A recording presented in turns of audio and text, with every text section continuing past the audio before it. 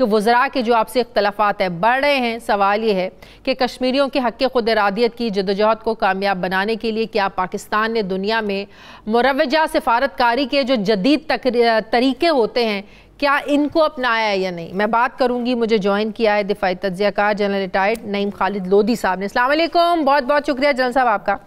General صاحب، یہ شیریں مزاری صاحبہ نے جو دفتر خارجہ کی کارکردگی پر سوال اٹھایا ہے کہ اگر دفتر خارجہ وزیر اعظم صاحب کی بیانیے پر چلتا تو آج حالات مختلف ہوتے۔ ظاہر ہے اس سے تو ایک نارمل ایک ہی بات سمجھ میں آتی ہے کہ دفتر خارجہ جو ہے یہ وزیر اعظم کے بیانیے سے شاید کہیں ہٹ کر چل رہا ہے، الگ پالیسی پر چل رہا ہے۔ یہ آپ کو بات کس حد تک یہ صرف آپ کو ایک تنقید لگ رہی ہے، ان کے آپ سے اختلافات لگ رہے ہیں، یا آپ کو واقعی لگ رہا ہے کہ دفتر خارجہ نے بہتر طریقے سے کشمیر کاز کو دنیا تک نہیں پہنچایا؟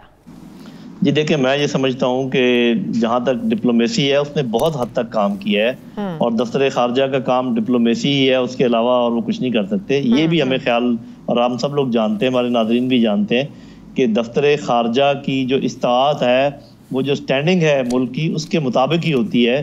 اس حد تک ہی وہ آپ کی بات پہنچا سکتے ہیں جتنا کہ لوگ آپ کے ملک کو جو وقت دیتے ہیں، اور ملک کی وقت جو ہے وہ صرف خارجہ پالیسی پہ اس کا انحصار نہیں ہے، کافی حد تک اس کا انحصار ہے، اس کا انحصار اور چیزوں پر بھی ہے، اس کی ڈیٹیل میں جانے کی ضرورت نہیں۔ میں آپ کو دو بنیادی فرق جو پڑ گئے ہیں وزیر اعظم کی تقریر کے بعد اور بعد میں جو کچھ ہوا ہے وہ میں آپ کو گنوا دیتا ہوں۔ پہلی بات یہ کہ دنیا کو پتہ چل گیا ہے کونے کونے میں کہ مسئلہ کشمیر ہے کیا اور ادھر کیا ہو رہا ہے، یہ سب کو معلوم ہے۔ دوسری بات یہ کہ جو وہاں پر مزاحمت ہو رہی ہے وہ اب کبھی بھی ہندوستان اس کو نہیں جوڑ سکے گا ٹیررزم کے ساتھ۔ دنیا کو پتہ چل گیا ہے کہ وہ مزاحمت اپنی آزادی کے لیے کر رہے ہیں، اور جیسا بھی ہے۔ پھر آپ نے دیکھا کہ یورپین یونین سے بھی بیان آیا، یو کے کی پارلیمنٹ سے بھی بیان آیا، امریکہ نے اس میں ثالثی کی پیشکش بھی کی، امریکہ کے اخباروں میں بھی یہ چھپا، سب کچھ ہوا۔ کئی ملکوں نے بڑے کھل کر حمایت کی، جیسے ترکی ہے، ایران نے بھی شروع میں کیا تھا، ملیشیا ہے، سب کچھ ہے۔ لیکن میری بہن بات یہ ہے، اور یہ بات میرا خیال جو صاف ظاہر ہے وہ اپنا حق رکھتی ہیں شیریں مزاری صاحبہ، انہوں نے اس چیز کا انڈیکیٹ کیا جو اب میں بات کرنے والا ہوں، وہ یہ ہے کہ تمام انحصار اس کو حل کرنے کا وہ صرف خارجہ پالیسی کے بس کی بات نہیں ہے، صرف ڈپلومیسی سے یہ کام نہیں ہوتا، اور کام بھی کرنے کے ہیں۔ اور اگر ڈپلومیسی اور پالیٹکس کو ہم تھوڑا سا ملائیں تو میں یہ مثال کے طور پہ یہ ہو سکتا تھا، میں آپ کو 3-4 باتیں بتا دیتا ہوں۔ اچھا، یہ بھی آپ کو یاد ہوگا کہ کم از کم 2 دفعہ یونائٹڈ نیشنز کی سیکیورٹی کونسل میں ڈسکس ہوا ہے اتنے عرصے کے بعد، ٹھیک ہے؟ تو یہ کہنا کہ انہوں نے کچھ نہیں کیا، اس کو میں نہیں مانتا۔ بہرحال لیکن اور بہت کچھ گنجائش ہے، اور میں گنوا دیتا ہوں آپ کو کیا گنجائش ہے۔ ہم یونائٹڈ نیشن کو یہ کہہ سکتے ہیں کہ چونکہ وہ ڈیموگرافی چینج کرنے کی کوشش کر رہے ہیں، تو آپ یہاں پر دوبارہ سے سینسس، پاپولیشن سینسس کروائیں آزاد کشمیر میں، گلگت بلتستان میں، مقبوضہ کشمیر میں، تاکہ نہ ہم چینج کر سکیں نہ وہ چینج کر سکیں ڈیموگرافی وہاں کی۔ یہ میرا خیال ہمارا بڑا جائز مطالبہ ہوگا۔ صحیح۔ ہم نے گورنمنٹ ان ایگزائل کی کوئی کوشش نہیں کی کہ وہاں پر ابھی چونکہ ان کا کوئی پرسان حال نہیں ہے، ان کا کوئی ریپرزینٹیٹیو نہیں ہے، تو کہیں ان کی ریپرزنٹیشن ہونی چاہیے تھی۔ ہم نے شملہ معاہدے کو ویسے کا ویسے رکھا، حالانکہ انہوں نے اس کو تار کر دیا ہندوستان نے۔ اس کے علاوہ اور بہت ساری چیزیں ہم نے فولڈر جو بنانا چاہیے تھا، ہمیں جو بیان دیا ان کے وزیر اعظم نے، جو بیان دیا وزیر دفاع نے، جو ان کے ایک جنرل صاحب نے یہ تک کہہ دیا کہ وہاں بچیوں کا ریپ کرنا چاہیے، وہ ہم لے کر نہیں گئے اس طریقے سے۔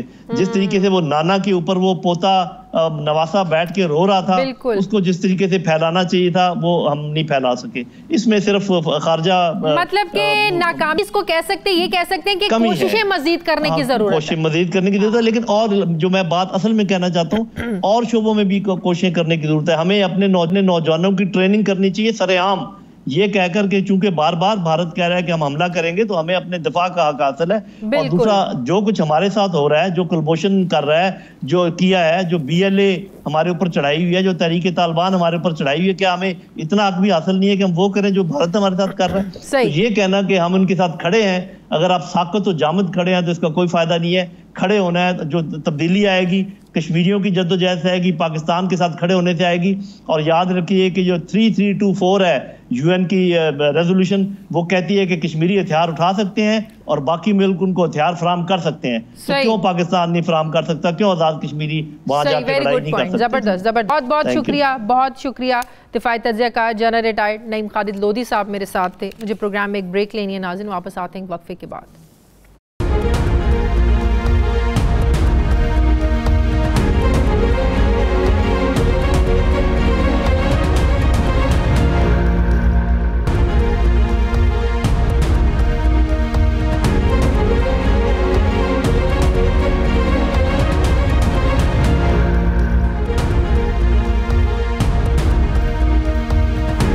بریک کے بعد ایک بار پھر سے آپ کو خوش آمدید کہتے ہیں ناظرین۔ متحدہ عرب امارات اور اسرائیل کے مابین امن معاہدے کے چند روز بعد دونوں ممالک کے درمیان ٹیلی فونک رابطے بحال ہو گئے ہیں۔ ٹیلی فونک رابطوں کا افتتاح اماراتی اور اسرائیلی وزرائے خارجہ نے کیا۔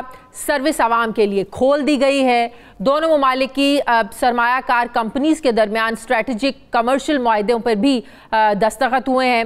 اسرائیل امن سمجھوتے کے مطابق دونوں ممالک سفارت خانوں کے قیام، سرمایہ کاری، سیاحت، براہ راست پروازوں، سیکیورٹی، ٹیکنالوجی، توانائی، ثقافت اور دیگر جو معاہدے ہیں وہ کریں گے۔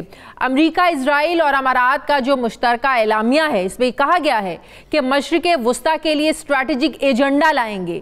اسرائیل سے امن معاہدہ کرنے والے ممالک کے مسلمان مسجد اقصیٰ میں نماز پڑھ سکیں گے۔ امریکی صدر کے مطابق اس خطے میں اسرائیل اور دیگر عرب مسلم ممالک کے مابین مزید سفارتی کامیابیاں متوقع ہیں۔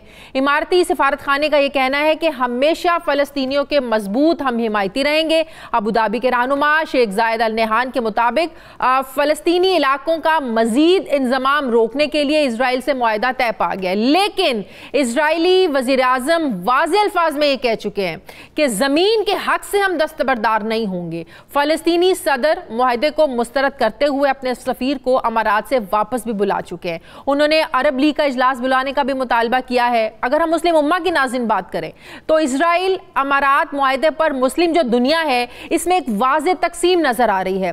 ترکی اور ایران اس معاہدے کو کڑی تنقید کا نشانہ بناتے ہوئے امارات پر فلسطینی کاز سے غداری کرنے کا جو ہے نا وہ الزام لگایا جا رہا ہے۔ ترکی کی جانب سے یہ کہا جا رہا ہے کہ تاریخ اور خطے کے لوگوں کا ضمیر اس سے کبھی نہیں بھولے گا اور متحدہ عرب امارات کے اس منافقانہ رویے کو کبھی فراموش نہیں کریں گے۔ اسرائیل امارات تعلقات کی بحالی پر پاکستان نے ایک محتاط رد عمل اختیار کیا ہوا ہے۔ دفتر خارجہ کے مطابق اس معاہدے کے دورست اثرات مرتب ہوں گے۔ فلسطینیوں کے حقوق میں ان کی خود مختاری کا حق شامل، مشرق وسطیٰ میں امن و استحکام پاکستان کی اہم ترجیح ہے۔ پاکستان نے انصاف پر مبنی جامع اور پائیدار امن کے لیے اقوام متحدہ اور OIC کی قراردادوں اور عالمی قوانین کے ہمیشہ دو ریاستی حل کی حمایت کی ہے۔ ترجمان دفتر خارجہ کے مطابق پاکستان کا آئندہ کا لائحہ عمل اس بنیاد پر ہوگا کہ فلسطینیوں کے حقوق اور خواہشات کو کیسے برقرار رکھا جاتا ہے۔ پاکستان یہ جائزہ لے گا کہ خطے کے امن، سیکیورٹی اور استحکام کو برقرار رکھا جائے۔ اب سوال یہ ہے کہ کیا امن معاہدے پر پاکستان کا موقف واضح ہے؟ سوال یہ بھی ہے کہ اس معاہدے کے مشرق وسطیٰ اور مسلم امہ پر کیا اثرات مرتب ہوں گے؟